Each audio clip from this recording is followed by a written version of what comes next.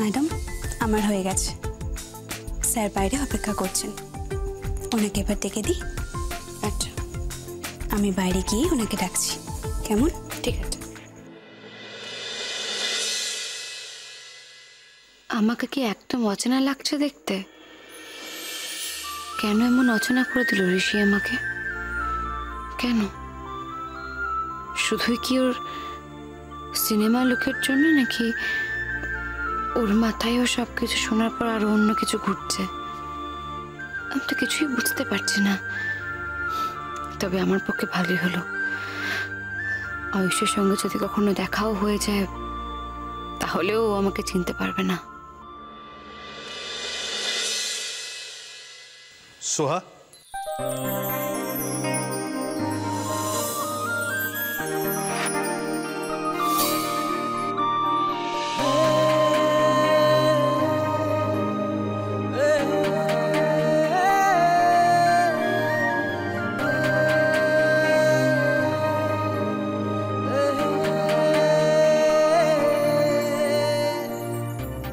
একদম অচেনা লাগছে আমায়।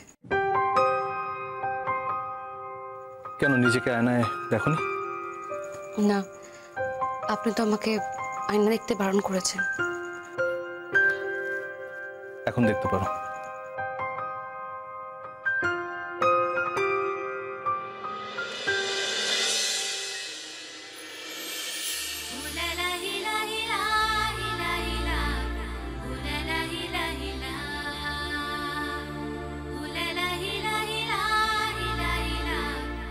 সোহা, এখন থেকে তোমাকে নিজেকেই কিন্তু এই লুকটা মেনটেন করতে হবে, ওকে? আমার এই লুকটা চেঞ্জ করলেন কেন? বারে বলিনি নাকি? চেঞ্জ করলাম আমার ফিল্মের জন্যই তো, কতবার বলেছি তোমায়। ফিল্ম তো আর কাল থেকে শুরু হচ্ছে না। তা হচ্ছে না, কিন্তু দেখো এখন থেকেই যদি তুমি ক্যারি করতে না শেখো তাহলে তো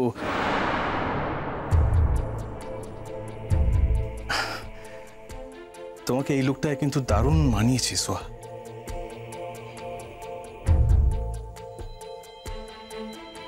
আর তাছাড়া এই লুক বদলে তোমার সুবিধেই হলো। মানে? সুবিধে হলো না? এই যে তুমি তোমার লুকটা বদলে ফেললে, এই শহরে যারা তোমার চেনা জানা আছে কেউ আর তোমায় চিনতে পারবে না।